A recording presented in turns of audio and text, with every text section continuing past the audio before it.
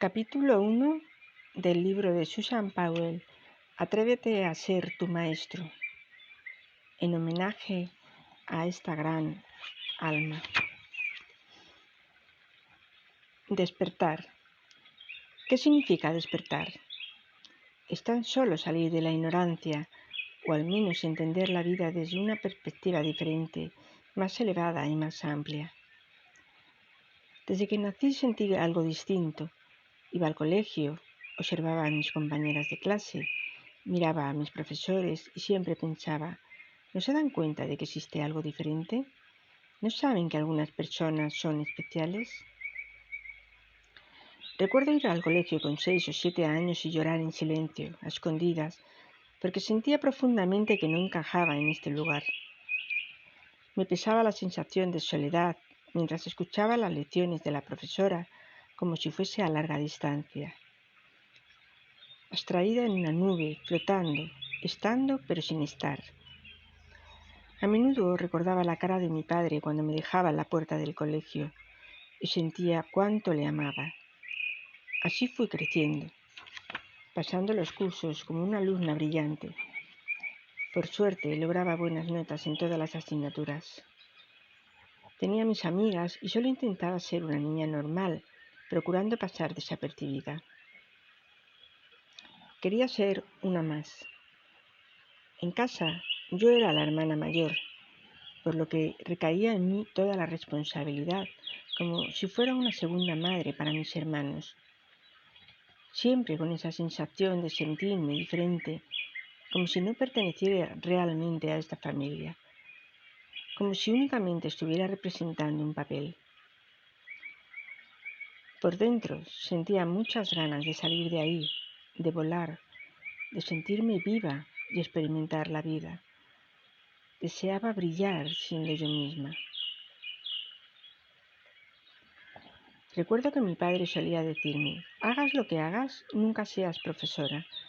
Siempre le había admirado porque era un gran profesor. Quizás por ello acabé estudiando filología románica y me aventuré en el mundo de la enseñanza.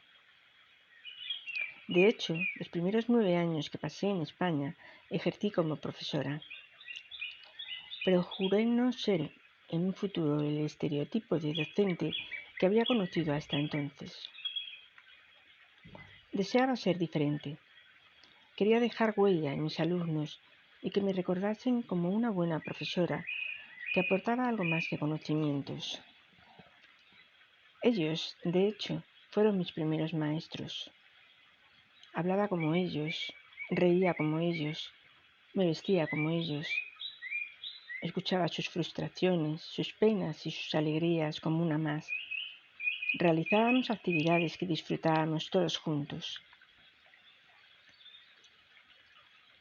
Me acuerdo de las expresiones de sus caras cuando llegaba a clase.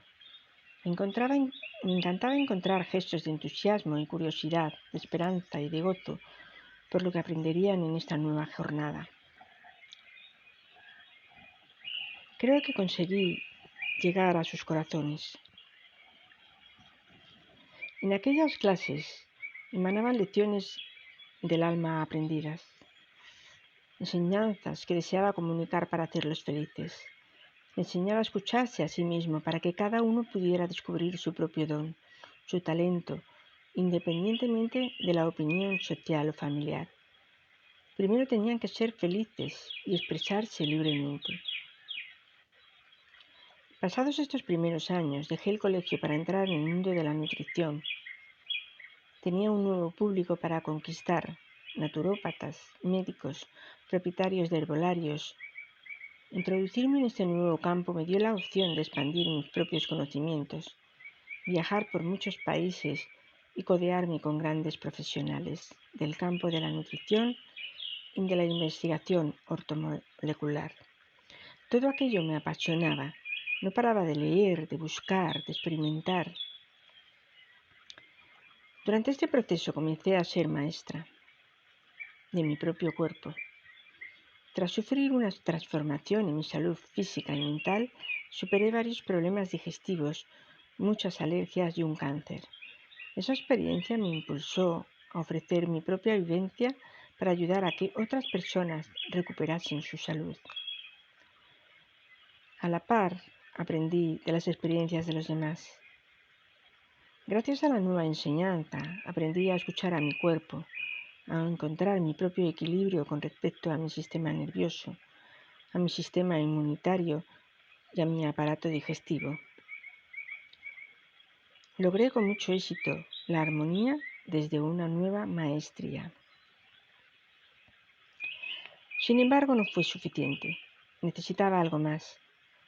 Estaba tocando la tecla de la holística, el cuerpo y la mente, desde una perspectiva distinta. Pero siempre cuestionándome, ¿y el espíritu qué? Mi espíritu estaba hambriento, también quería crecer, evolucionar. En mi mente brotaban preguntas existenciales. ¿Quién soy? ¿Qué hago aquí? ¿Soy un ser humano catapultado a un planeta junto a millones de seres más? ¿Por qué? ¿De dónde venimos todos y hacia dónde vamos? Recuerdo las horas que pasaba contemplando las estrellas, preguntándome a diario, ¿por qué me siento tan sola? ¿Por qué nadie viene a buscarme? ¿Por qué no hay amor? ¿Por qué existe tanto sufrimiento? ¿Dónde está mi familia? ¿Por qué me siento triste? ¿Dónde está ese amor incondicional? No tengo motivos para sentirme así. Gozo de buena salud, dispongo de dinero, un hogar. ¿Por qué siento que algo me falta cuando tengo tanto que agradecer? Y ese lamento, ese anhelo, es lo que me situó en la dirección correcta hacia el crecimiento espiritual. Pensé, si no me hago estas preguntas, ¿cómo voy a encontrar las respuestas? Por eso todos los días despertaba con los mismos interrogantes. ¿Quién soy yo? ¿Qué hago aquí? Quiero saberlo. Necesito y deseo saberlo. Esa llamada fue contestada con una maravillosa experiencia que viví tras conocer al que más tarde sería mi maestro en vida. Junto a él, gracias a su infinita generosidad, aprendí una hermosa enseñanza que llena completamente el alma, una valiosa herramienta cuya práctica sigo utilizando porque ayuda a muchas otras personas. Todos los días doy las gracias al universo por tener la oportunidad de poder compartir con todo el mundo este maravilloso regalo. Cuando ese maestro falleció, de nuevo me sentí sola, abandonada por la vida.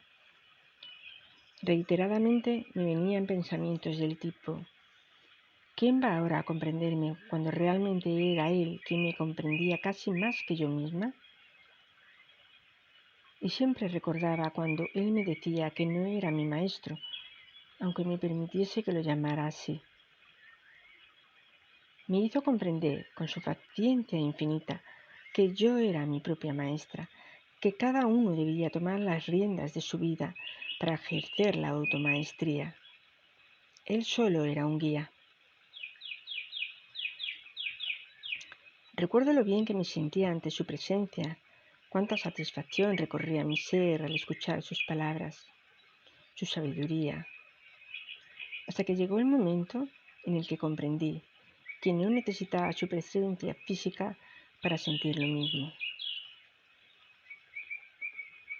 Un día, pasado el tiempo, me desperté en la cama y tuve una fantástica experiencia.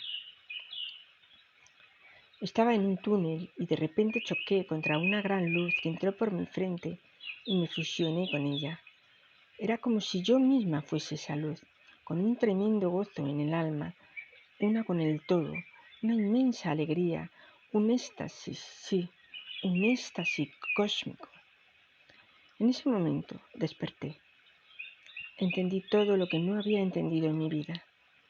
Me eché a reír de repente porque empecé a comprender que lo estábamos haciendo todo al revés, que no hay que intentar nada, que todo está bien como está, que no hay culpables, que todos estamos llevando a cabo nuestro proceso tal y como lo diseñamos, que no hay nada correcto ni incorrecto, todo es, todo es.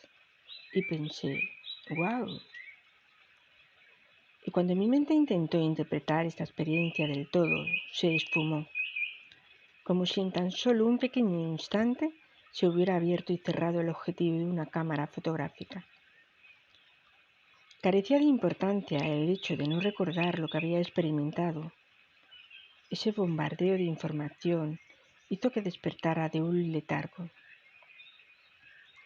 Fue un instante en el que pude decir, yo ya lo sé todo, y que tan pronto como vino, desapareció. Fue un regalo de mi propio ser para reconfortar y sosegar mi corazón y mi mente, para no preocuparme de nada nunca más. Ya no tendría miedo, sería guiada siempre.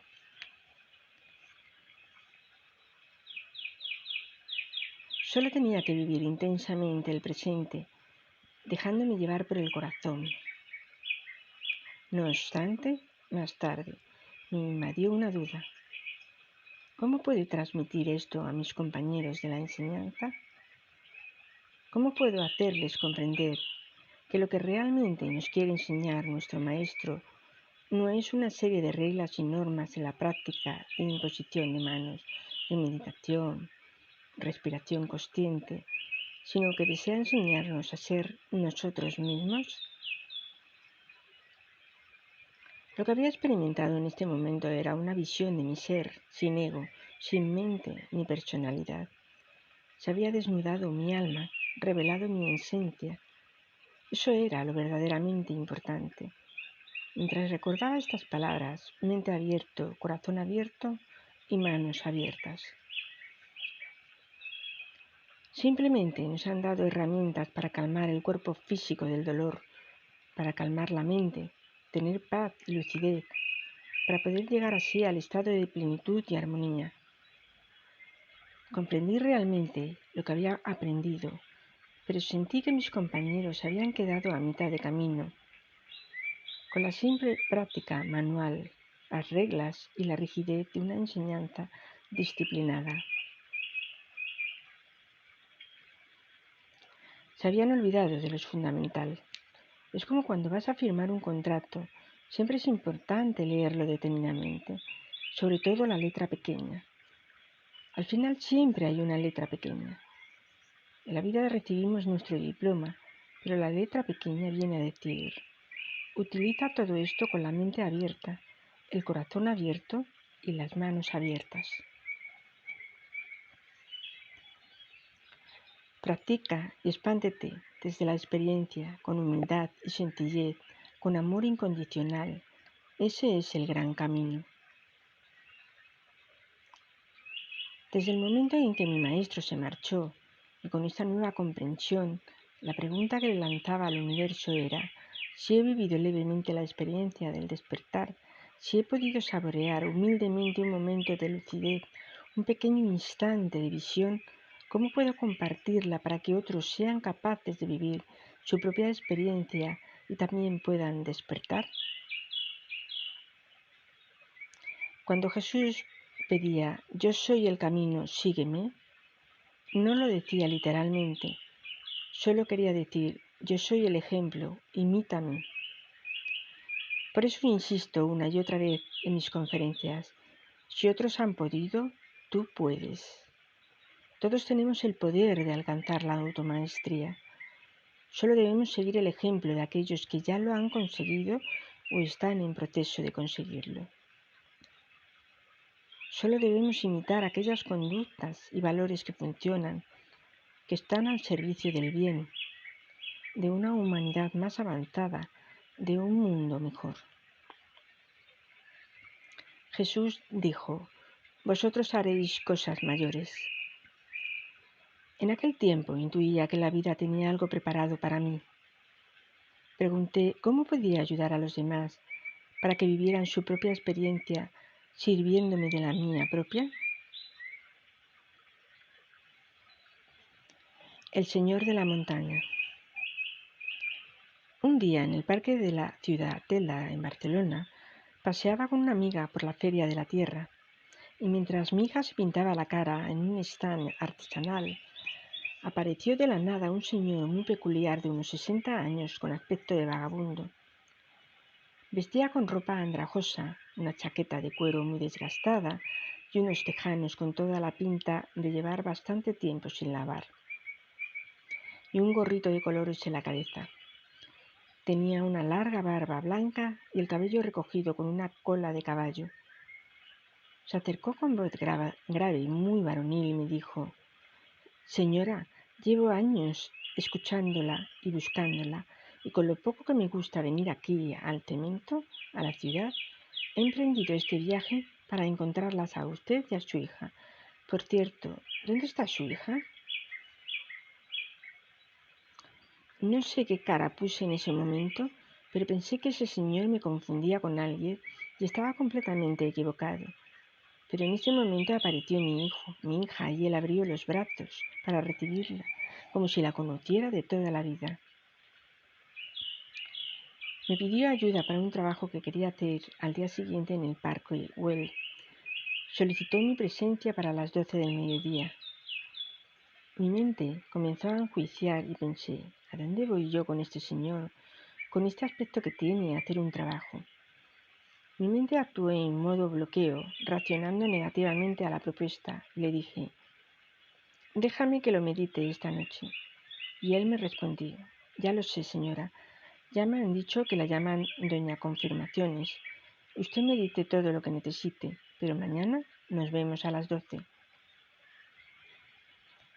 Me chocó su firmeza, y por eso por la noche decidí meditar y hablar con mi maestro sobre esta nueva aventura. La respuesta fue contundente: «Just do it». Suspiré. ¿Dónde me estoy metiendo? Pero recordé una frase que mi maestro me dijo años atrás: «No te sorprendas si en el futuro se te presenta un vagabundo que vendrá a darte sus instrucciones, porque incluso un vagabundo puede ser un iluminado disfrazado. No juzgues a nadie por su apariencia». Así que a las 12, como un clavo, me presenté a la cita con mi hija y un par de amigos para sentirme más protegida. El señor tocó su tambor mientras mi hija y yo nos quedamos escuchando, meditando con un ojo abierto y otro cerrado, porque no sabíamos qué podría ocurrir. Al final nos llevó hasta una fuente y nos habló sobre el río de la vida.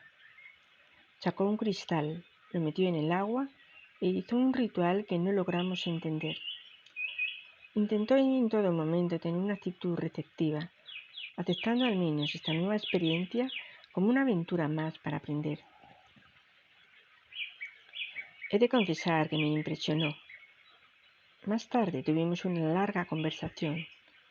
Escuché atentamente intentando no enjuiciar, permaneciendo fuera de mi mente y abriendo mi espíritu a todo lo que pudiera ser positivo de aquel momento, atendiendo con curiosidad todo lo que decía. Me di cuenta de que me encontraba ante un hombre sabio, un ser que había aparecido en este momento porque yo tenía algo que aprender de él. Tras terminar aquel día tan especial, nos pidió que fuésemos a su casa en las montañas de Teruel para pasar allí el próximo puente de mayo. Después de meditar sobre todo lo ocurrido y sobre su petición, y por supuesto tras recibir la confirmación, decidimos asistir. Más adelante tuve otra experiencia. Una experiencia en la que volé fuera de mi cuerpo y llegué hasta una especie de sala donde pude contemplar mi propio programa. Vi un gran laberinto en el que aparecían personas conocidas y desconocidas. También vi una especie de escalera con peldaños y muros sobre los cuales tenía que saltar para acceder al siguiente peldaño. Entendí cuál era mi evolución. Pude observar el camino y sus posibles distracciones en el laberinto de la vida. Aquella escalera cruzaba de un punto a otro. Descubrí que yo misma había diseñado ese camino y tenía, por lo tanto, libre albedrío para seguirlo recto o para distraerme en el laberinto. Me dio mucha alegría poder entender el juego y distinguirlo en toda su amplitud. Me colmó de tanta felicidad que sentí que todo valdría la pena para llegar hasta el final. Era una sensación de seguridad, poder contemplar todo el juego, toda la partida, y cuando logras entender, entras en el juego a fondo, porque sabes que todo va a salir bien, que todo merecerá la pena, que todo será perfecto. Empiezas a vivir la vida con otra perspectiva. Total, es un juego, una obra de teatro, donde voy a sentir toda la existencia con intensidad, con suma intensidad. Concluí que la experiencia con el Señor de la Montaña me había servido para aprender a amar a otro ser diferente a mí, con una indumentaria distinta a la mía, con una forma de entender la vida que podría ser incluso antagónica a la mía propia, una vida que yo había codificado en mi mente en forma de juicio y prejuicio. Fue toda una sorpresa cuando llegué a su casa. Me recibió con los brazos abiertos y me dijo: «Bienvenida a la quinta dimensión». Mayor fue la sorpresa cuando vi en su chabola la imagen de mi maestro colgada en la pared. Y aún más sorprendente cuando mi hija le entregó un dibujo de 3 montañas con 2 soles, uno de ellos con pensamientos escritos. Recuerdo que uno de los soles tenía orejas y cuando le pregunté por qué, mi hija, que por aquel entonces tenía 5 años, me dijo: «No son orejas, son pensamientos. Un sol eres tú y el otro sol es el Señor de la montaña. Y tienes orejas porque no sabes qué hacer y te preguntas todo el rato, ¿voy o no voy? ¿Sí? ¿No? Por eso tienes orejas de pensamientos». En el dibujo había un cuadrado con la palabra menta. El Señor de la montaña rió a carcajadas. Instantes después me dijo: «Señora, mire detrás de usted». Y había allí detrás una caja llena de menta fresca recién cortada. Añadió: «Claro, su hija acude aquí todas las noches a jugar con los unicornios en la montaña». Y me hizo prometerle que le prepararía una infusión de menta para cuando viniera a visitarme. Ahora es el momento de cumplir la promesa. En ese instante de auténtica confusión me dije: «Susan, abandónate a la experiencia». Durante muchas y largas conversaciones, y una vez superada mi alergia a los gatos, allí habría más de 20, al polvo, a los ácaros, al heno. En definitiva, una vez superados todos mis demonios, entendí que esos 4 días eran necesarios para deshacer el camino andado, para desaprenderlo todo y para descodificar mi mente. Tenía que nacer una nueva versión de Susan, un nuevo registro, una nueva y más amplia apertura de miras. Cuando tuve la anterior cita con él en el Parque Güell a las 12 del mediodía, recuerdo que me dijo: «Por cierto, señora, esta noche ha venido un maestro a hablar conmigo y me ha dicho: aquí te entrego una madre y su hija. Haz el trabajo y cuando esté hecho, devuélvelas a casa». Recibí muchas señales esos días. Intuí que estaba en el camino correcto. Sabía que tenía que liberar mi mente, abrir mi corazón y expandir mis alas. Era el momento de ser yo misma con todas las consecuencias. Continuará. Bendiciones. Namaste.